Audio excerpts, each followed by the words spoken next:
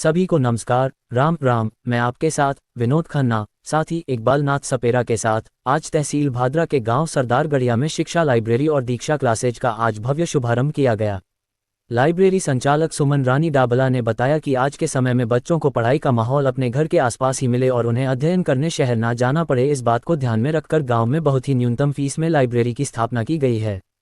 शुभारंभ के इस मौके पर कार्यक्रम की अध्यक्षता श्री शिषपाल डाबला द्वारा की गई, जबकि मुख्य अतिथि के रूप में श्री ओम प्रकाश सुड्डा प्राध्यापक भादरा रहे।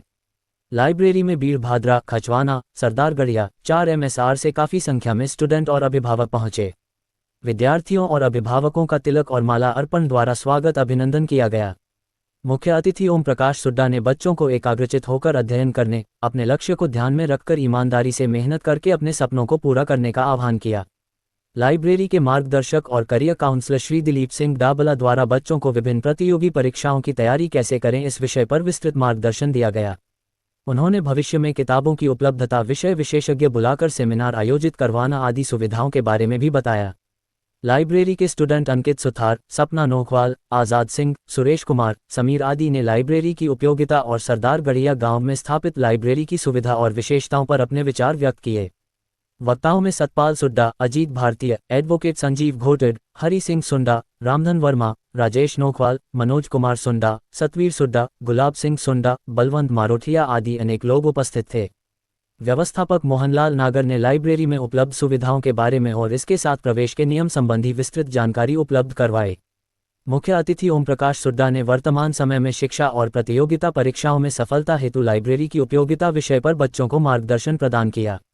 देखिए पूरी रिपोर्ट।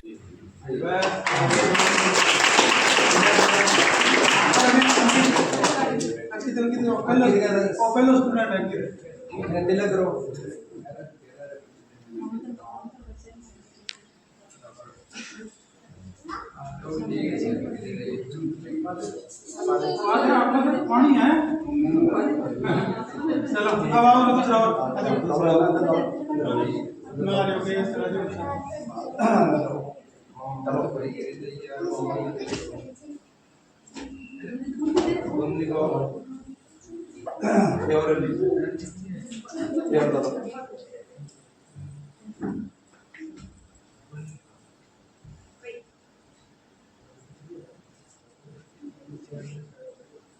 ले ले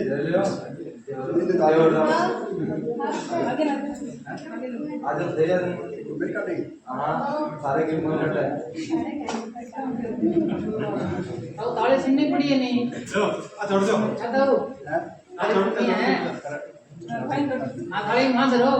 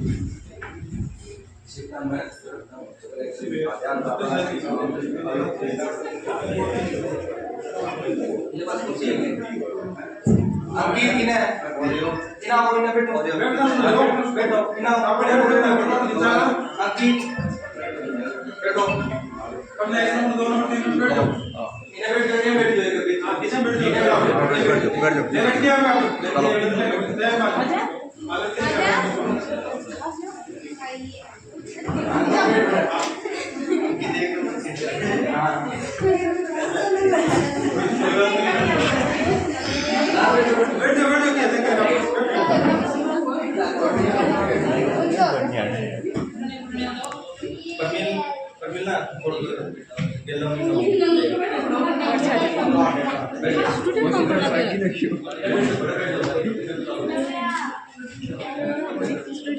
बाद में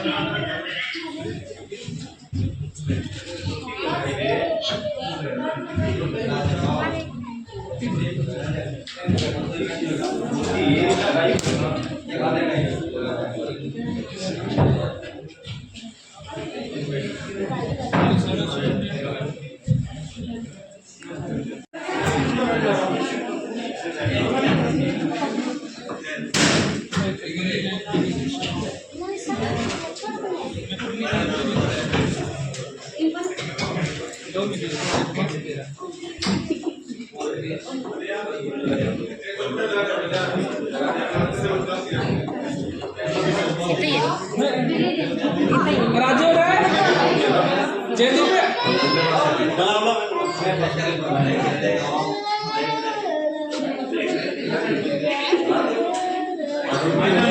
इसे तो ला रही है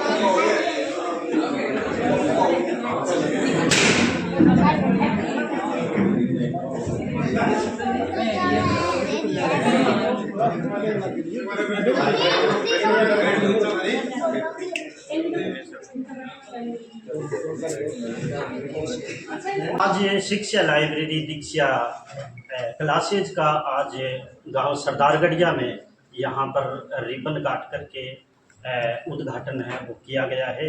और जैसे हम देखते हैं कि ज़्यादातर मार्केट में या बाज़ारों में शहरों में ये क्लासेज है और लाइब्रेरी है वो हमें देखने को मिलती है, लेकिन गांव में लाइब्रेरी का खुलना या ओपन होना या उनका शुभारंभ होना, शुभ होना बहुत ही अहम बात है।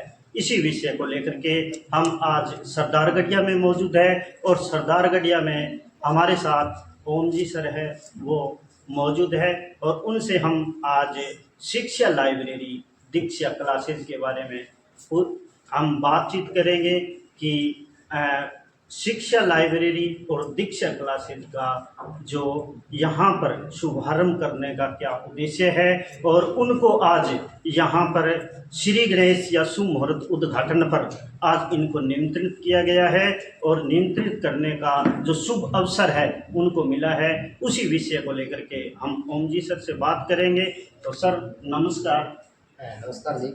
जी जी सर बताइए। हम सड़क के ऊपर ऐसी व्यवस्था होना और ये सुविधा मिलना एक बहुत बड़ी बात है। आजकल शहरों के अंदर जाना बच्चों के लिए बड़ा मुश्किल काम है आना जाना, समय की बर्बादी और पैसे की बर्बादी भी बहुत ज़्यादा होती है। उस वजह से अगर ऐसी सुविधा हमारे गांव में मिलती है तो बहुत बड़ी बात है। आज सरदारगढ़िया गांव में मेरे साथी दिलीप सिंह जी डाबला व्याख्याता की ओर से जो पहल करके एक शानदार लाइब्रेरी का जो शुभारंभ किया गया है, इससे जुड़ने वाले तमाम बच्चों को मैं बहुत बहुत शुभकामनाएं देना चाहूँगा। और इस मंच के माध्यम से ये बताना भी चाहूँगा कि जो अवसर आपको यहाँ सरदारगढ़िया गाँव में मिला है, उसका हम लोग समय पर फ़ायदा उठा करके और अपने जीवन में अपना भविष्य उज्जवल करें। बहुत बड़ी बात है, क्योंकि इस गांव में जो हमारा शिक्षा का रेशो है, प्रतिशत है सफलता का, वो बहुत कम है। और इसकी वजह से अच्छी बातें जो बाहर से अच्छी बातें अच्छे लोग जो बताने के लिए आते हैं वो भी नहीं आ पाते। ये एक ऐसा मंच हमें मिलता है कि जिसके माध्यम से कई बार कैरियर काउंसलर के माध्यम से अनेक कैरियर गाइडेंस के रूप में अच्छे अच्छे लोगों को बुला करके जिन्होंने अपने जीवन में सफलता पाई है, उनके मार्गदर्शन में भी हमारे बच्चों को इस लाइब्रेरी के माध्यम से बहुत कुछ सीखने को मिलेगा। तो मैं तमाम बच्चों को और आदरणीय दिलीप जी को बहुत बहुत बधाई देना चाहूँगा कि जी ये जो आपने उचित मंच हमारे बच्चों को दिया है, बहुत बहुत धन्यवाद। सर कहते हैं कि शिक्षा वो शेरनी का दूध है, जो पिएगा वो दहाड़ेगा। सर थोड़ा सा बताना चाहोगे? बिल्कुल, हमारे हमारे पास जो कुछ भी है उसका बंटवारा हो जाता है। हमारे सामाजिक जो परंपरा है, सामाजिक व्यवस्था है, हर एक चीज़ का बंटवारा होता है। और हम लोग देखते हैं कि हमारे जो पूर्वज हैं जिन्होंने विपरीत परिस्थितियों में ऐसे हालात के अंदर रह कर के भी शिक्षा प्राप्त की है और अपना नाम रोशन किया है। इसलिए ज़रूरी इस बात की है कि हमारा परिवेश चाहे कैसा भी हो, हमारी आर्थिक स्थिति चाहे कैसी भी हो, अगर हम लोग शिक्षा के प्रति सचेत हैं, शिक्षा समय पर ग्रहण कर रहे हैं, तो निश्चित रूप से वो शिक्षा कोई बांट नहीं सकता। उस शिक्षा के माध्यम से चाहे आप किसी भी जाति धर्म से जुड़े हुए हो, आपका फैमिली बैकग्राउंड चाहे कैसा भी हो, आपके पास अच्छे विचार हैं, आपके पास अच्छी शिक्षा है, तो निश्चित रूप से हर एक व्यक्ति चाहे कोई भी हो वो आपको सैल्यूट करेगा, इसमें कोई शक नहीं है। और आने वाले समय में अगर आप अच्छे पदों पर जाते हैं तो आपकी कॉपी लोग करेंगे, आपका सम्मान आपका करेंगे, आपकी नकल आपसे करेंगे। तो ज़रूरी है कि हम अपने जीवन में जिस उद्देश्य को लेकर के आए हैं, हमारे माता पिता ने जो सपने हमारे लिए देखे हैं, वो सारे के सारे सपने केवल और केवल शिक्षा ही एक ऐसी जगह है कि उसको प्राप्त करके अभावग्रस्त जीवन में भी, विपरीत परिस्थितियों में भी हम प्राप्त कर सकते हैं। तो वास्तव में ही बिल्कुल सही स्लोगन था। डॉक्टर बी आर अम्बेडकर महामानव जो थे, उन्होंने एक स्लोगन जो दिया था कि शिक्षा शेरनी का दूध है, जो पिएगा वो दहाड़ेगा। इसलिए इसमें कतई शंका नहीं है कि शिक्षा प्राप्त करने वाला व्यक्ति अच्छी सोच के साथ आगे बढ़ेगा, केवल अपना ही नहीं, अपने पीढ़ी का, अपने परिवार का और अपने आसपास मोहल्ले में भी अपना नाम रोशन करेगा। इसलिए ज़रूरी है कि हम लोग शिक्षा ग्रहण करें। ठीक है सर, बहुत बहुत धन्यवाद।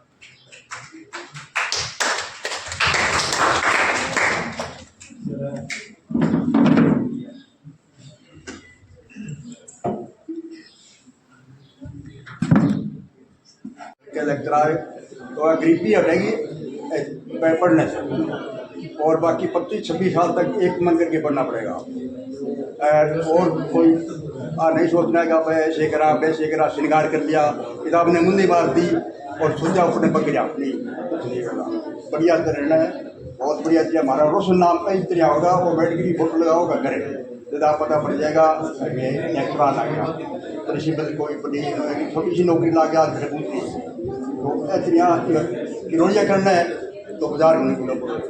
हमारे कहने रहे वो पूरी गारंटी करती, साल के में पूरा टीचर लागे, टीचर लागने के बाद घर का बच्चा की शर्त है और है सारा बच्ची नन्ना बच्चा है मेरा। तो आज दादाजी कहाँ है, ये कहते बुढ़ी खड़ी है मेरे को, क्यों तो भाषा बदल गई।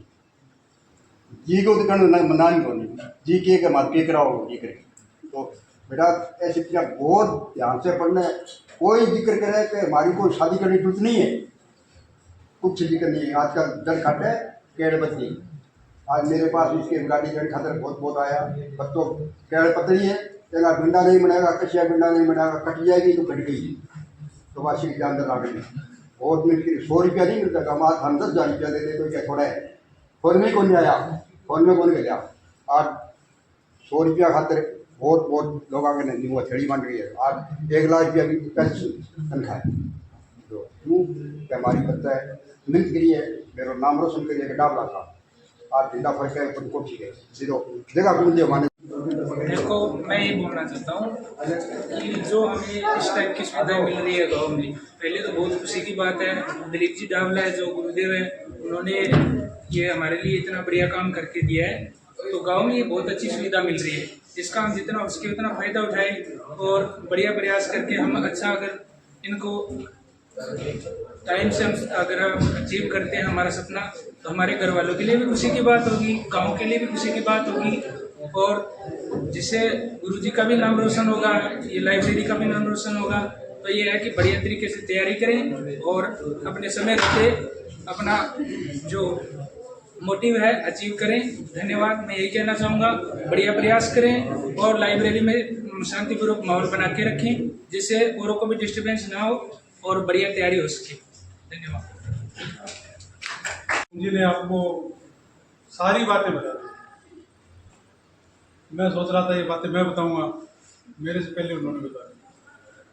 तो अब ऐसी कोई बात बताने लायक बची नहीं कि जो आप पहली बार आपको बताया जाए। हाँ, यहाँ कुछ सुविधाओं के बारे में एक बार और मैं आपको बता देता हूँ। अभी ये वाला इधर का गेट है, अभी ओपन ही है। 2-1 दिन में मिस्त्री गया हुआ है, वो लग जाएगा, ये इधर से पैक हो जाएगा। और वाईफाई का कल इंस्टॉलमेंट हो जाएगा, लग जाएगा कल, वाईफाई कल हो जाएगी अपने। और किताबें एक आधे दिन में, अभी 2-3 दिन बीच में इसमें बिजी हो गए, बरसात का टाइम था तो बाहर जाना नहीं हुआ। जयपुर जाने का प्लान था, तो जयपुर से किताबें आपके सिलेबस की, आपके कोर्स की लगभग किताबें हम आपको उपलब्ध कराएंगे। आप सारी किताबें आपके सिलेबस में जो आपको चाहिए, राजस्थान जीके से लेकर रेलवे की और पुलिस की, सब प्रकार की वो किताबें हम आपको यहीं पर उपलब्ध करवा देंगे। वो किताबें लाना और आपको देने के पीछे हमारा एक टारगेट है। हमने ये तय किया है कि कोई बच्चा अपनी पुस्तक खुद की लाता है, खुद पढ़ता है, उसके पीछे उस पर फोर्स नहीं है, कोई बल नहीं है, उस पर कोई दबाव नहीं है कि उस किताब को कितने दिन में पढ़ना है। वो बच्चा उस किताब को 1 महीने तक लेके बैठा रहता है, वो 2 महीने लेके बैठा रहता है। कुछ महानुभाव ऐसे जो साल भर तक उसको पूरी नहीं करते, तो फिर कहते हैं हमारी नौकरी नहीं होती, हमारा नौकरी में चयन नहीं होता। नौकरी में सिलेक्शन और चयन एक प्रोसेस है, एक प्लान है, एक सोची समझी प्रोजेक्ट है। उस पर अगर हम काम करेंगे तो ही हम उस टारगेट को अचीव कर पाएंगे, तो ही हम उसको लक्ष्य को प्राप्त कर पाएंगे।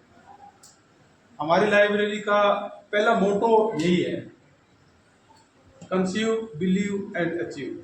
आपको सोचना होगा क्या करना है, उस पर आपको विश्वास करना होगा, और फिर आप उसको इन 2 चीज़ों पे अगर कंटिन्यू करोगे, लगातार चलेंगे, तो तीसरा अचीवमेंट अपने आप होगा, वो आपसे दूर नहीं रह सकता। तो आपको ये 2 चीज़ें, पहले की 2 चीज़ें वो आपको खुद को करनी है, तीसरी चीज़ें अपने आप आएगी। तो किताबें देने के पीछे हमारा टारगेट ये है कि किताबें अगर आपके पास हम देंगे तो एक बच्चे को 10 दिन का टाइम देंगे। मान लो एक बुक दे दी, किसी बच्चे को कह दिया कि आपको 10 दिन में पूरी करनी है, तो उस बच्चे पे दबाव है कि वो किताब 10 दिन में पूरी करनी है, उसको 10 दिन में पढ़ना है, तो पढ़ेगा वो।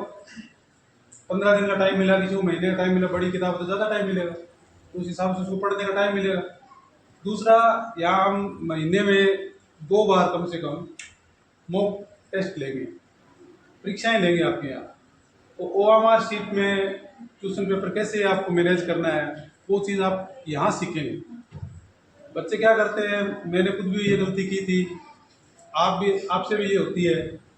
और एक अपने यहाँ का स्टूडेंट अंकित अभी ये BSTC की परीक्षा दे के आया था, तो OMR शीट मिली, उसमें वो बबल्स भरने होते हैं, उसने जल्दी में भर दिए यूँ, कहीं वाइट रह गया, कहीं आधा रह गया, कहीं पूरा नहीं हुआ, कोई साइड से निकल गया, दूसरे में क्रॉस कर गया, ऐसे हो गया। अब इस बच्चे के ऐसे 35 क्वेश्चन खराब हो गए। अब आप कल्पना करिए, 35 क्वेश्चन के 3 नंबर एक क्वेश्चन का था ना, ऐसा BSTC में आप सब 1-2 दिनों दिया भी होगा आपने, तो कितने नंबर आते? कम से कम 105। चलिए 100 तो मान ही लीजिए, 100 नंबर और आते। और अभी इसके नंबर है 380, तो 100 और आते जब 480। और अगर किसी बालक के 480 नंबर आते हैं और वो डिमांड करता किसी कॉलेज की, तो उसको कॉलेज मिलता? डेफिनेटली मिलती। तैयारी में कोई कमी नहीं है, तैयारी बहुत शानदार है इसकी। गड़बड़ कहाँ हो गई? परीक्षा मैनेजमेंट है। तो आपको यहाँ पर परीक्षा मैनेजमेंट सिखाया जाएगा। कि आपको परीक्षा को कैसे हैंडल करना है, परीक्षा में क्या करना है और क्या नहीं करना है। दुनिया की और दूसरी लाइब्रेरी हो सकता है वो कराते होंगे, लेकिन ज़्यादातर ये होता है कि बच्चे जाएंगे, सेल्फ स्टडी करते हैं और बैठ के आ जाते हैं और अपना पढ़ा आ गए बस। उनको ये कोई नहीं सिखाता कि आपको पेपर मैनेज कैसे करना है, कौन से पेपर में कितने क्वेश्चन करने हैं। जैसे आपने RAS का परीक्षा दिया प्री का, आप चले गए 150 क्वेश्चन आए, आपने 150 भर दिए। 150 भरने वाले की गारंटेड प्री पास नहीं है। जो 150 भर के आता है उसकी कभी RAS प्री पास होती नहीं, क्योंकि उसमें नेगेटिव आते हैं। कोई ऐसा है ही नहीं जिसको 100 क्वेश्चन आते हो 150 में, ऐसे प्रश्न ऐसे ही आते हैं। आपको प्रश्न 60 या 55 करने हैं, आपको 150 करने ही नहीं है। आप 60 क्वेश्चन करके आएंगे, आपका प्री पास हो जाएगा। और आप 150 में से 100 कर देंगे, हो सकता है आप नहीं हो। 150 में 150 ही भर दिया आपने तो होगा ही नहीं, निश्चित बात। या तो आप बहुत सुपरलेटिव फॉर्म के तैयारी के साथ हो, फिर तो आप ऊपर आएंगे, रैंक फर्स्ट आएंगी आपकी। और या अगर आपने तुक्का मार के ऐसे भर के आ गए हो तो आपका सिलेक्शन प्री पास नहीं होगा। ठीक है, तो ये आपको यहाँ पर बताया जाएगा। हम ये गलती अक्सर करते हैं। आजकल का एक और चलन चल रहा है जिसमें हम क्या करते हैं, हम मोबाइल पे डिपेंड हो गए। हमारी स्टडी किस पे बेस हो गई, मोबाइल पे। हम ज़्यादा से ज़्यादा मोबाइल पे पढ़ते हैं। मैं ये नहीं कहता कि आप मोबाइल देखते हैं, मैं ये कहता हूँ पढ़ते हैं। एक्चुअल में क्या करते हैं, आप मोबाइल पढ़ते हो या देखते हो? मोबाइल पे पढ़ते हो, स्टडी करते हो, मोबाइल देखते हो ज़्यादा? ईमानदारी से बताइए। आप मोबाइल देखते हो, मोबाइल से स्टडी नहीं करते हो, आप मोबाइल को ज़्यादा देखते हो।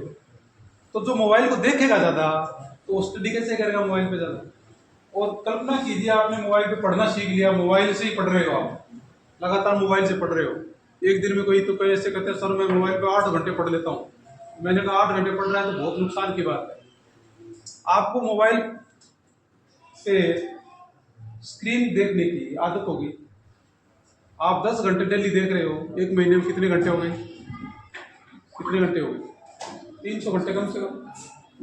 एक साल में कितने हो गए? कैलकुलेशन करके देखना कितने घंटे आप स्क्रीन देख रहे हो।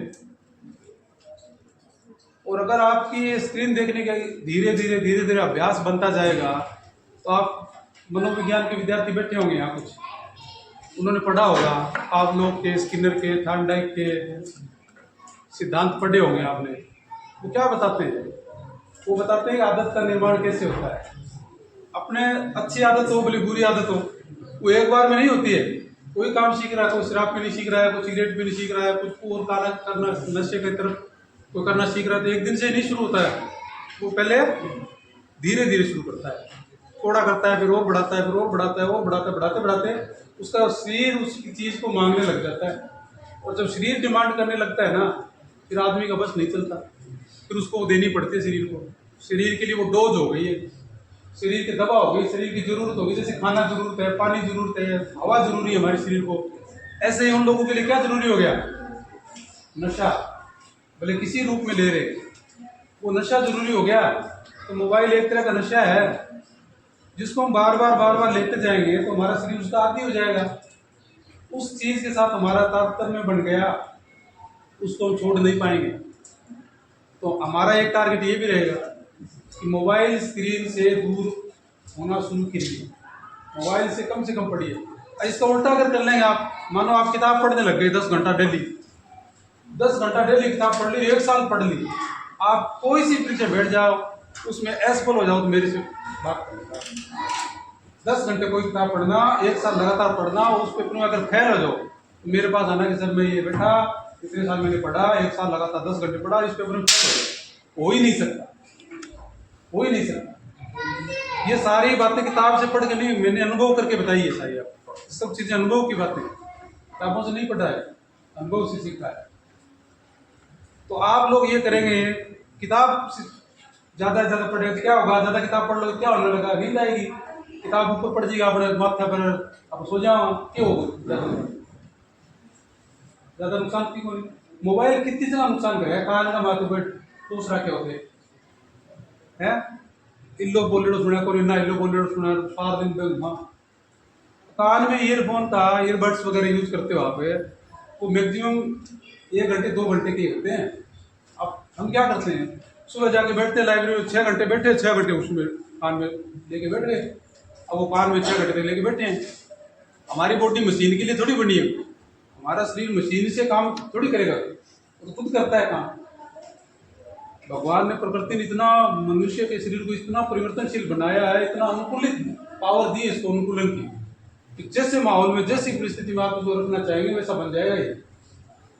तो अगर आप कान में वो ठूंस के कान से उसे सुनने पड़ेंगे तो कान की क्या होगी मेमोरी, कान की सुनने की जो शक्ति है वो क्या हो जाएगी, उस मशीन पे डिपेंड हो जाएगी। आपको मशीन लगानी पड़ेगी तभी सुनेगा। 5-10 साल वो लगा के रख लेंगे तो सुनना बंद हो जाएगा, उससे सुनना पड़ेगा। फिर भले ऑफिसर बन जाना, कान से सुनेगा नहीं। ऐसे आँख से आँख बार बार देखेंगे सबके लगे हुए चश्मा, 1 नंबर 2 नंबर 2.5 नंबर सब चश्मा लगा के घूम रहे हैं। आँख खराब हो गई, कान खराब हो गए, आँख और कान खराब हो रहे और ब्रेन के न्यूरल सिस्टम को खराब करता है मोबाइल। आप पढ़ रहे होंगे, कौन सी रेंज छोड़ता है मोबाइल, छोड़ता है नहीं, किडनी को छोड़ता है, पढ़े होंगे आपने। आप यहाँ लाइब्रेरी में आएंगे सब बातें बताएंगे आपको, बहुत सारी बातें हैं डिटेल में। तो वो हमारे दिमाग को खराब करती है, तो हमारी मेमोरी खराब होती है। हम पढ़ते बहुत है, 6 घंटे पढ़ रहे हैं, याद रहा हमें 10 मिनट का। किताब पढ़ेंगे तो ज़्यादा से ज़्यादा याद रहेगी। तो अब मेरा ये कहना है कि आप किताब पढ़िए, मोबाइल से दूर रहिए कम से कम। आपके सबके यहाँ मोबाइल चार्जिंग के, मोबाइल लगाने के प्लग दिए हमने, लैपटॉप लगाइए, मोबाइल लगाइए, सब पढ़िए मोबाइल से। लेकिन एकदम से छोड़ेंगे नहीं आप, आपको तो नशा की आदत होगी, नशा है वो आपके लिए। 2 दिन मोबाइल आपसे छीन कर कहीं रख देना, अलमारी में प्रैक्टिकल करके देख लेना, आपको नींद आ जाए तो मेरी गारंटी है। जो बच्चे डेली 10 घंटे 8 घंटे 6 घंटे फोन पढ़ते हैं, वो उनसे 2 दिन मोबाइल छीन के रख दो अलमारी में, और वो 2 दिन ऐसे घूम दिया, जेठ के मिनट टाँटिया फिर नहीं बावड़ा बेटा समझ में कोई किन्ने जाओ, ये हालत हो जाएगी, ऐसे हो जाएंगे हम। उससे एडिक्ट हो गए, मशीन पे डिपेंड हो गए। तो ये इससे दूर रहना, इससे छोड़ना, ये भी हमारा टारगेट है। नशे से दूर करना हमारा टारगेट है, न केवल एजुकेशन देना बल्कि एक अच्छा ढंग का नागरिक बनाना हमारा उद्देश्य है। इस गांव में आप जब आपकी स्टेज में जब हम थे तो हमने बहुत अभाव और परिस्थितियां देखी है। भादरा तक पैदल जाकर के हमने परीक्षाएं दी है। आज आप घर से यहाँ तक आए, स्कूटी और बाइक से आए हो, कोई आपसे पैदल नहीं आया। आप में से मुंशी बस स्टैंड तक हम पैदल जाकर के पढ़ने जाते थे, कभी कोई भादरा तक पैदल जाना पड़ता था। आप में से कोई गया क्या भादरा पैदल कभी जिंदगी में? आज तक मेड़ो देखने भले बग गया होगा या कोई और कारण होगा बग गया होगा। पढ़ने खातर कौन गया? मेरे पढ़ने खातर पेपर देने खातर पैदल गया। गोगा मेड़ी तो कॉलेज जाता नॉर्थ, तो गोगा मेड़ी तो डेली जाना ही होगा ना। गोगा मेड़ी जाके ट्रेन पकड़ता, ट्रेन पकड़ बस स्टैंड पर ट्रेन छोड़ती और फिर 5-2 किलोमीटर कॉलेज वापिस आता। एक दिन नोर गया तो क्या नोर का स्टैंड मोबाइल कौन सा होता है?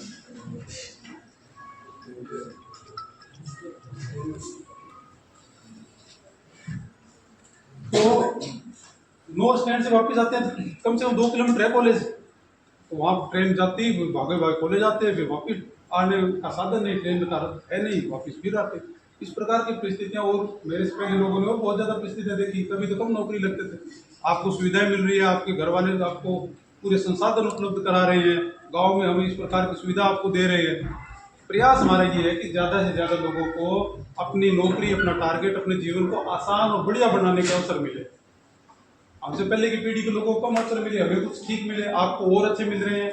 आपकी पीढ़ी के नेक्स्ट जो आएंगे उनको और ज़्यादा अच्छे अवसर मिलेंगे, वो आपसे और बेहतर जीवन जीने की कल्पना करेंगे। हो सकता है उस बेहतर बनाने की कल्पना में वो जीवन को और ज़्यादा बिगाड़ ले, ये अलग बात है, पर उनकी अपने से ज़्यादा सोच रहेगी आगे। तो अवसर सबके जीवन में आते हैं। अभी आपकी ज़िंदगी ने आपको अवसर दिया है कुछ करने का, पढ़ने का, आपके आगे के जीवन को बदलने का।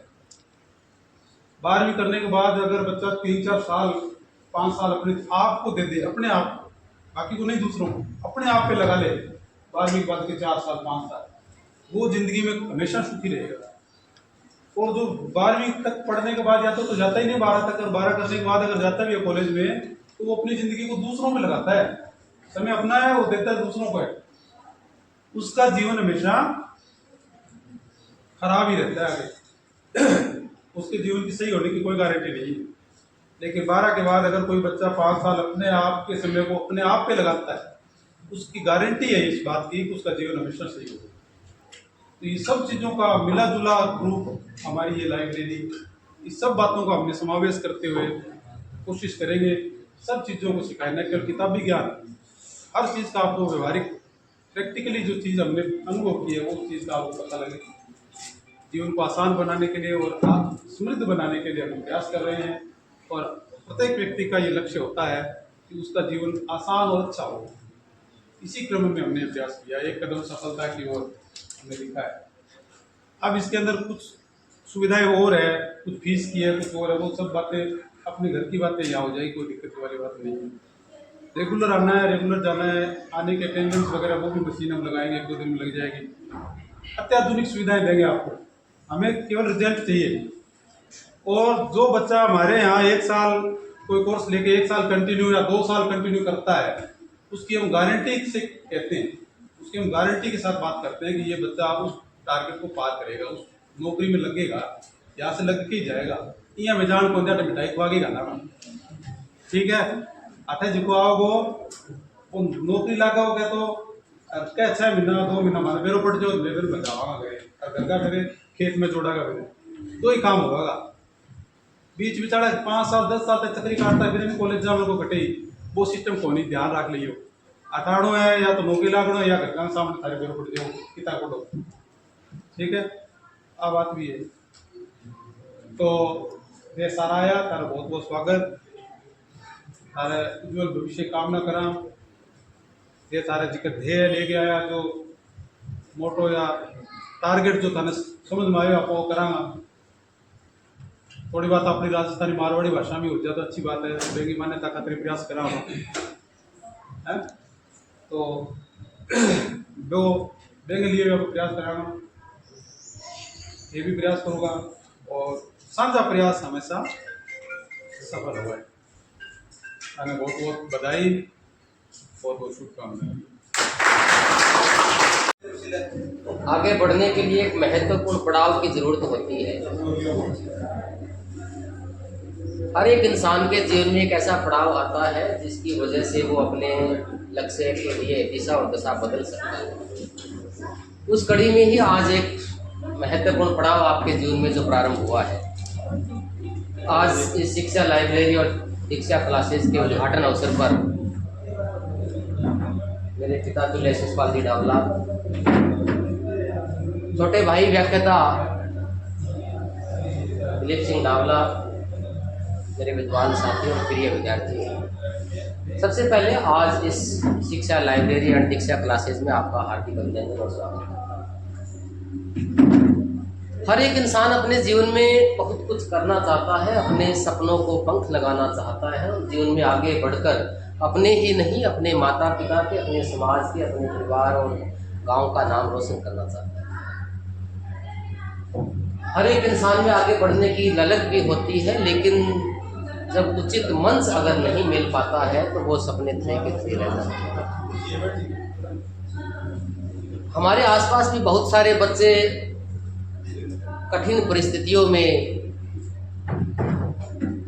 विपरीत हालात के अंदर भी रह करके आगे बढ़ते हुए हम लोग देखते हैं। तो कहीं ना कहीं हमारे मन में भी ये भाव आता है कि हम लोग भी आगे बढ़कर कुछ काम करें।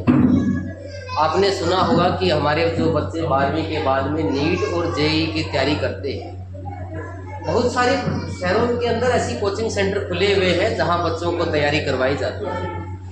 भादरा भी ऐसे कोचिंग सेंटर है, हनुमानगढ़ भी है, बीकानेर भी है, जयपुर भी है, सीकर भी आजकल हब बन गया और कोटा में तो है। कुछ साल पहले आपने सुना होगा कि कोटा एक शिक्षा नगरी के रूप में आगे बढ़ चुका है और कोटा का जो सक्सेस रेट है वो अन्य डिस्ट्रिक्ट की तुलना में, अन्य शहरों की तुलना में बहुत ज़्यादा है। इसके पीछे की वजह क्या है वो आपने कभी सोची है? पढ़ाने के लिए जो गुरुजी हैं वो बीकानेर वाले भी बहुत अच्छी मेहनत करवाते हैं, भादरा में जो पढ़ा रहे हैं वो भी बहुत अच्छी मेहनत करवाते हैं। अपनी तरफ से हर व्यक्ति अच्छा करने का प्रयास करता है, लेकिन हम लोगों ने जो सुना कि कोटा के अंदर और आजकल तो सीकर में भी बहुत अच्छा शिक्षा का काम हो रहा है, इसकी वजह क्या है? हमारे देश के युवाओं, आपके ऊपर भी देश का भविष्य निर्भर है और इस बात को हमें समझना जरूरी है कि इसके पीछे वजह क्या है। हम भादरा में रह रहे हैं, किसी जगह रह रहे हैं, पढ़ रहे हैं, वो फर्क है, लेकिन कोटा के अंदर उसका सक्सेस रेट का मतलब क्या था? वहाँ पर जब बच्चा क्लास लेने के बाद खाना खाने बैठता है, टेबल पे बच्चे बैठे होते हैं तो ये यूँ चर्चा करते हैं कि इसका फला का उत्तर क्या होगा, फला का उत्तर क्या होगा, ये टॉपिक आपने कर लिया या नहीं कर लिया, इसमें क्या समस्या आई, इसका सॉल्यूशन क्या होगा, इस तरह की चर्चा रहती है। कहने का तात्पर्य वहाँ चारों ओर जो माहौल है वो एक शिक्षा का माहौल होता है, और उस माहौल को पकड़ना, उस माहौल में रहना बहुत जरूरी है। क्योंकि अब धीरे धीरे शिक्षा का प्रचार प्रसार शहरों से होता हुआ गाँव में भी आ रहा है। हमारे सामने भी बहुत सारी विपरीत परिस्थितियां होती है। अब जिस प्रकार मध्यम वर्ग में हम लोग जी रहे हैं, बहुत सारी समस्याएं हैं। हमारे घर को साथ चलते हुए, घर में माता पिता की देखभाल करके, उनकी सेवा करते हुए, और अनेक प्रकार की, चाहे आर्थिक के रूप में हो, विपरीत परिस्थितियों से जूझते हुए हम लोग आगे बढ़ना चाहते हैं। पर एक तो इस बात की गांठ बांध लो कि विपरीत परिस्थितियों में ही जो बच्चा मेहनत करता है वो सबसे आगे वो ही निकलता है। आज बहुत सारे उदाहरण हम देखते हैं कि पैसों की किसी के पास कमी नहीं है, ऐसे परिवार भी है, और उनके बच्चे इस कदर जब उनको पैसे मिल जाते हैं तो कहीं ना कहीं उनका भविष्य, उनको पता ही नहीं होता कि पढ़ाई की वैल्यू कितनी होती है। तो इस बात को गांठ बांध ले कि हमारे लिए आर्थिक स्थिति इतनी ज़्यादा आड़े नहीं आ सकती जितना हम लोग सोचते हैं। क्योंकि अब हम अपने घर में रहकर भी तैयारी कर सकते हैं, लेकिन इस लाइब्रेरी की और ऐसे माहौल की क्यों ज़रूरत पड़ी आपको यहाँ आने का, क्यों आवश्यकता महसूस हुई? घर में हम लोग रह रहे हैं, तैयारी कर रहे हैं, घर में कभी कोई मेहमान आ गया, कभी कोई और आ गया, कभी कोई नई चीज़ खरीद के ले आए, उसकी तरफ हमारा ध्यान आकर्षित हो गया, क्या आ गया, आपका पूरा का पूरा ध्यान उसमें डाइवर्ट हो गया। आप सुबह से लेकर शाम तक 8 घंटे पढ़ रहे हो और 1 घंटा घर के काम में मशगूल हो गए कि ये क्या किया था, वो क्या हुआ था, बच्चों के साथ और घर के सामग्रिक चीज़ों, नई चीज़ों के साथ में और बड़ों के साथ में मशगूल हो गए ना। यूँ मान के चलिए आपने 8 घंटे में जो पढ़ा है वो सारा का सारा साथ। इसलिए इस बात की ज़रूरत है कि चाहे 1 घंटा कम पढ़ लो, लेकिन आपका पूरा का पूरा फोकस जो है वो इस बात पे होना चाहिए कि हमारा टारगेट क्या है, हमने क्या पढ़ा था और आज और क्या पढ़ना है, कितना हम लोग आगे बढ़ रहे हैं। इस आज के युग में जो बेरोजगारी की दर बढ़ती जा रही है, वहाँ ज़रूरी इस बात की है कि हम ऐसे माहौल में रह कर किया। और आपको अपने गांव में ऐसी व्यवस्था मिली है, एक शानदार व्यवस्था, जहाँ एक शिक्षा का माहौल है, जहाँ आप एक दूसरे के साथ बैठे हैं, एक दूसरे बच्चे पढ़ने वाले हैं, एक दूसरे को आपको देख के, क्योंकि घर में रहोगे आप अकेले तैयारी करते हैं तो हम लोग अपने आप का मूल्यांकन भी नहीं कर पाते कि हम किस पायदान पे पहुंच गए, कितना करना चाहिए था, कितना रह गया। आप लाइब्रेरी में आके पढ़ने का मतलब भी यही होता है कि आप एक दूसरे के साथ देख रहे हो कौन सा बच्चा कितना पढ़ रहा है, कहीं मैं पीछे ना रह जाऊँ। ज़िंदगी में इस बात को गांठ बांध लो कि आगे कोई जाए ना, मैं सबसे आगे रहूँ, कोई मुश्किल काम नहीं होता।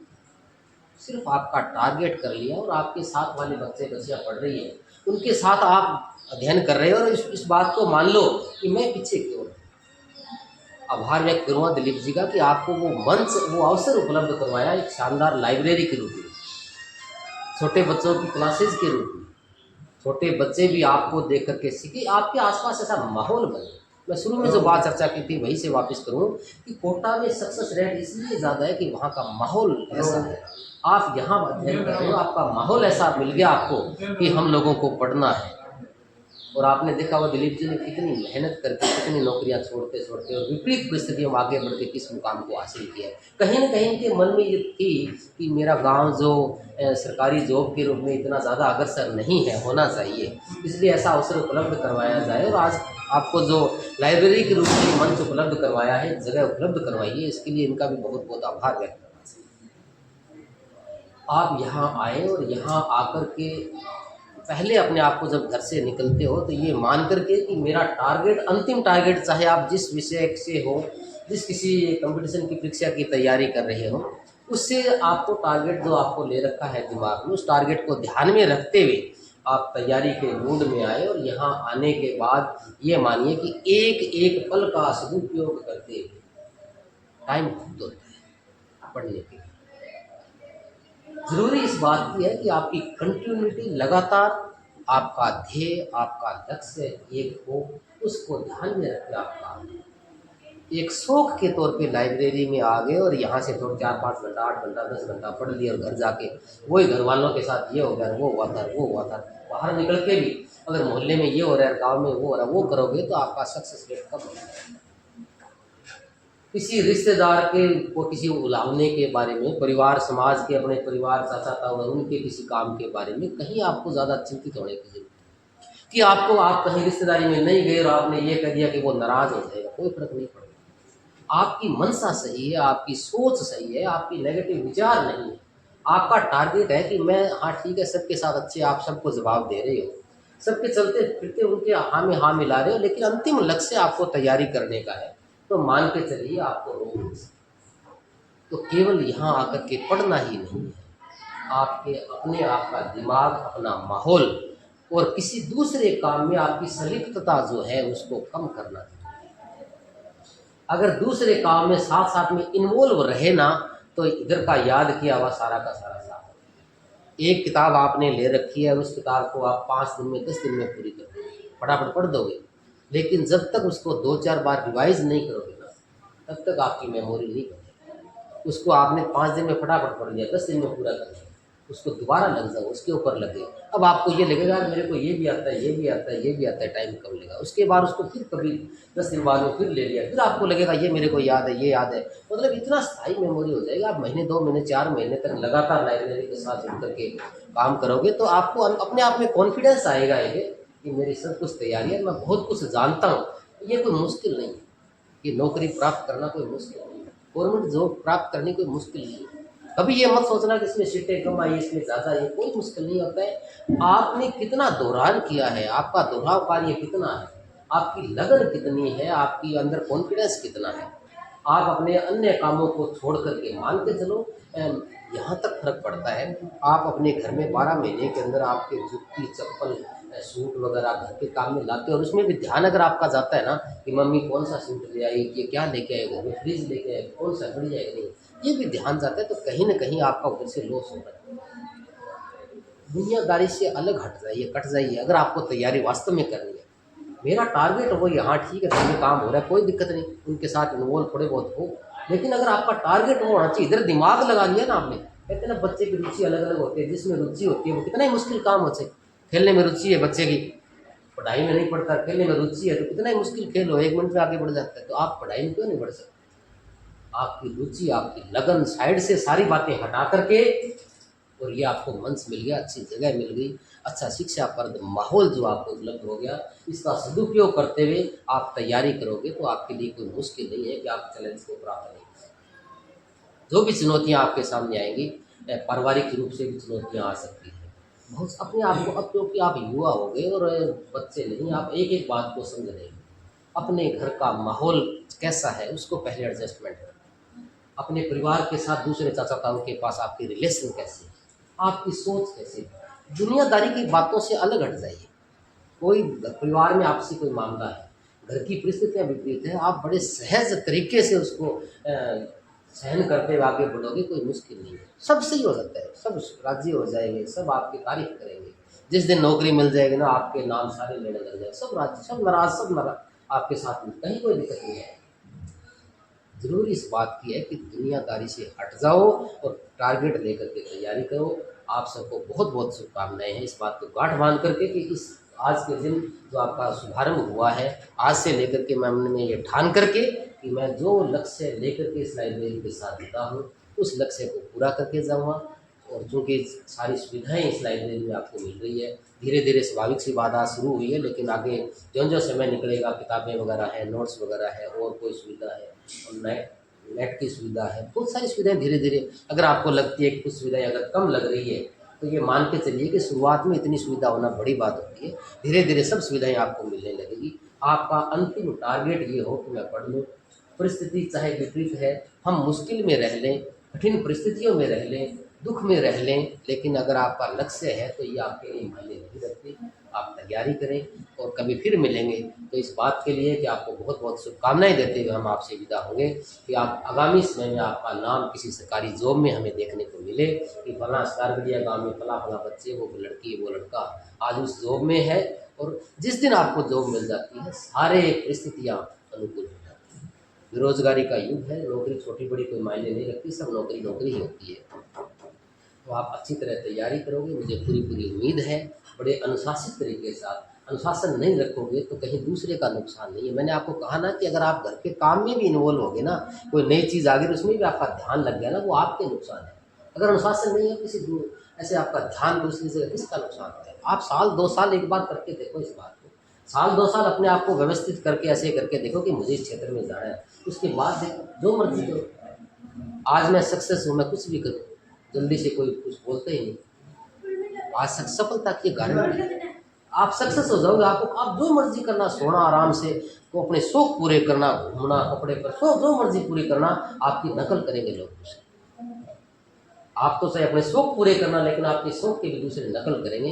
लेकिन वो तब तक, जब तक टाइम नहीं आता, तब तक अपने आप को चाहे कैसे ही रखें, किसी भी परिस्थिति में रखें, हमारे लक्ष्य को ध्यान में रखें, हम लोग तैयारी करें। आखिर में एक बार आपको बहुत बहुत शुभकामनाएं। आपका भविष्य उज्ज्वल हो, आपका भविष्य उज्ज्वल, आपके कंधों पे जो हमारे देश का भविष्य टिका हुआ है, वो हमारा देश का भविष्य भी उज्ज्वल हो। और उम्मीद है आप इन बातों को अमल करोगे। बहुत बहुत धन्यवाद।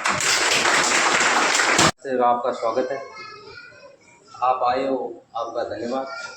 आप पहले दिन में इतने मतलब एडमिशन किए हैं, के लिए धन्यवाद। और मामा जी ने सभी सब कुछ बता दिया है। शिक्षा लाइब्रेरी और दीक्षा क्लासेज में हाँ आज शुभारंभ है, और शुभारंभ के मौके पर यहाँ पर कुछ बच्चे हैं, वो बहुत ही उत्साहित मूड पे यहाँ पर विराजमान हैं, सीटों पर अपने मौजूद है। उनसे हम आज उनके गांव में सरदारगढ़िया में जो लाइब्रेरी और क्लासेज का जो उद्घाटन हुआ है, तो थोड़ा बहुत बच्चों से भी हम बातचीत करेंगे। तो आशा, नमस्कार जी। आज आपके गांव में जो है लाइब्रेरी है, क्लासेज है, वो ओपन हुई है, क्या कहना चाहोगे?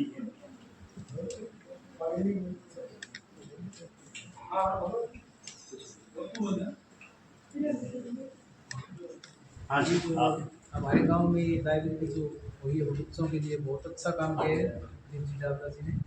और इससे बच्चों को बाज़ार में जाने पर जो टाइम बर्बाद होता था, उसकी मतलब हम भरपाई कर सकेंगे, उस टाइम को हम उसका फ़ायदा ले सकेंगे। और हमारे गांव में जो इस प्रकार की पढ़ने की सुविधा है, उसमें हम पूरे भागीदारी मतलब हमारे समय को अच्छा कर सकते हैं, पढ़ाने में बचा सकते हैं, पढ़ने में बचा सकते हैं। और जो भी सुविधा मिलेगी उससे हमें फ़ायदा ही होगा, टाइम का भी फ़ायदा होगा, पढ़ने में फ़ायदा होगा, पूरा उसके अंदर जो भी विषय की तैयारी कर रहे हैं उसमें हमें पूरा प्रॉफिट मिलेगा जी। मैं बहुत खुश हूँ कि हमारे यहाँ घड़ावला सर ने इतने बड़ा अवसर हमें प्रदान किया है, और हम सभी यहाँ पे खुश हैं। और हम भी चाहेंगे कि यहाँ इस लाइब्रेरी में आके हम अपने मन से और जी जान लगा के तैयारी करेंगे। और मैं यही सबसे कहना चाहता हूँ कि सब अच्छी तैयारी करें इस लाइब्रेरी में। जी, हमारे जो अंकल जी है डॉक्टर सर टीचर, उनका बहुत बहुत धन्यवाद, जो हमारे गांव में ये सुविधा लेकर आए। इससे हमारा समय की बचत होगी और आगे बढ़ पाएंगे। इसके लिए अंकल जी का बहुत बहुत धन्यवाद। तो कुछ छात्र तो मौजूद थे, उन्होंने लाइब्रेरी के बारे में जो भी है अपने विचार रखे। अब कुछ छात्राएं मौजूद हैं, उनसे भी हम बातचीत आपको करवाएंगे। आप स्टार्ट करो, देखो पढ़ो बेटा, और दूर माइट है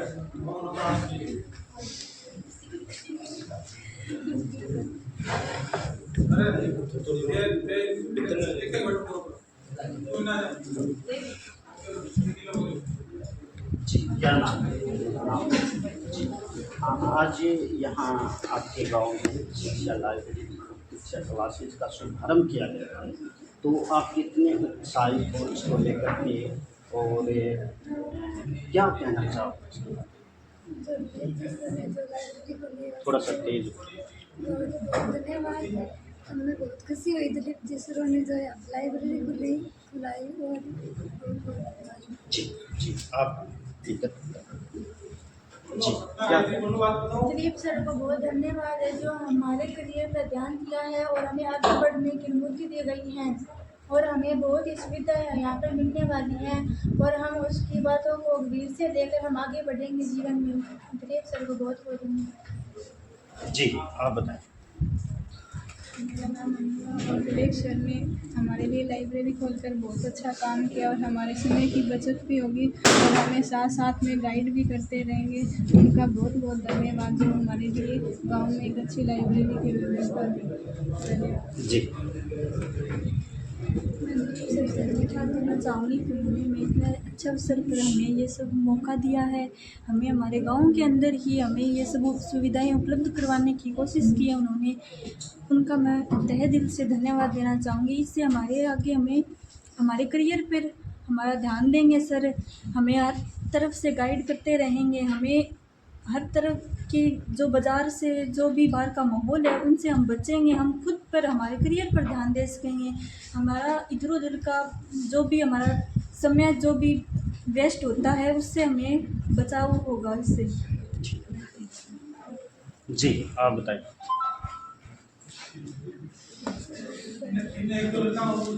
ये जी मुझे आज बहुत बड़ी खुशी हो रही है कि मेरे बड़े भैया दिलीप सिंह दावला लाइब्रेरी का यहाँ पर उद्घाटन किया है। इससे हमारी पढ़ाई बहुत अच्छी होगी और मेरी टारगेट है वो भी मेरा पूरा सपना हो।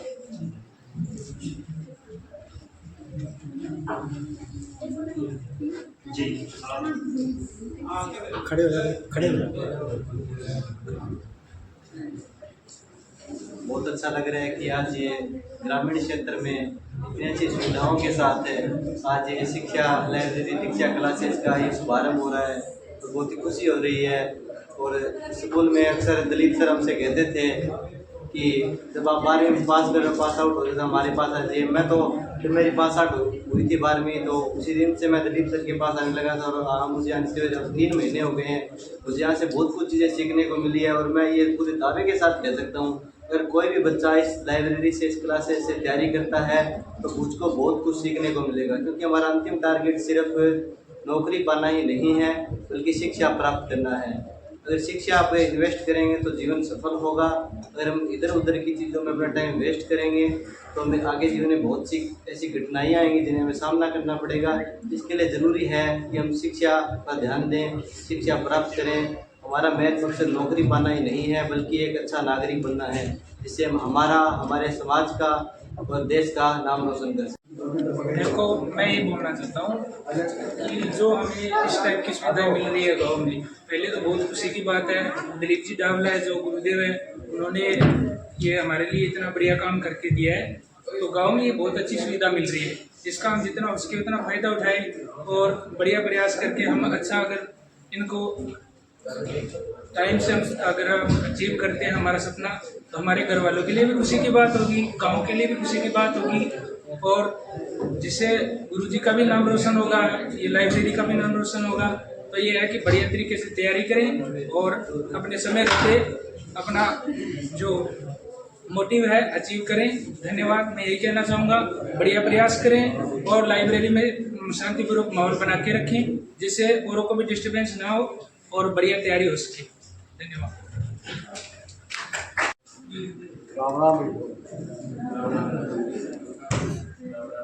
और जानता है मैं भाषण मेरा गरीबी है। आप मेरे लड़के बता दी लेक्चर बताइए है संग माई है तो गरीबी है बताइए। पैन में क्या कहते हैं बिजली की तो करना 5 साल में 10 साल में 15 साल में 12 साल में पढ़ लियो तो गरीबी नहीं हटेगी। 26-27 साल तक एक मन करके श्रृंगार नहीं करना है, बढ़िया पड़ोसी को सोच नहीं करना है। आप ही गरीबी हटानी है तो आप ही कागज पर रहना है। और ध्यान से मैं की जरूरत नहीं है, पैदल मैं भी तक बादल चले जाऊँ बच्चा खतर तो खूब आप ईमानदारी सोच के और दुकान नहीं है पीछाएंगे हमारा नाम चले। हमारा पिताजी मेरा लड़का लेक्चरार है तो आज भी सिक्का बन रहे हैं। मैं कोचिंग करी आज मैं टीचर लाग गया 3 पीढ़ी सुधर गई बेटा 3 पीढ़ी तक कोई हाथ नहीं लगा वो। और पता है आपको मेरे हमारे लड़की 7 लड़की है 2 लड़का है। पूरी मेहनत करके 27-26 साल तक मैं शादी नहीं करी तो आज मैडम ही भीड़ है, दूसरी भीड़ है, वो लेक्चरार है, वही लेक्चरार पूरी पीछे वो पूरी खुल्लो है मैदान। सारी चीज़ें कोई ठगा बगी नहीं करी, झूठ बोलो बैठे क्या लटकरी उतर जाओ, झूठ ना बोलो, झूठ को पढ़ना बिल्कुल बंद।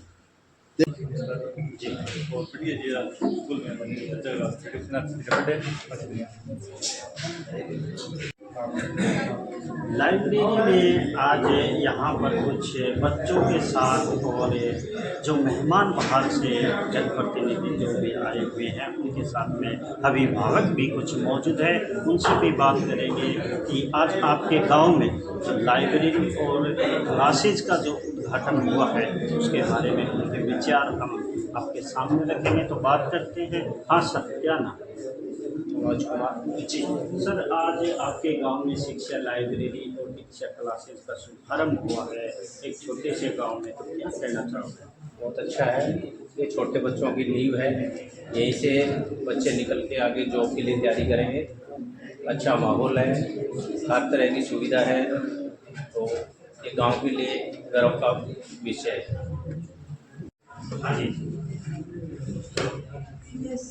ये लाइब्रेरी बनाई है, ये बहुत अच्छा काम किया है। हमारे गांव में बहुत कम संख्या में बाहर जाने के लिए सुविधा नहीं थी, अब ये बनाई है तो हमें पढ़ने में बहुत सहायता मिलेगी और यहाँ बहुत सारी सुविधा मिलेगी। हर प्रकार की सुविधा है, यहाँ किताबों की व्यवस्था भी होगी। जी जी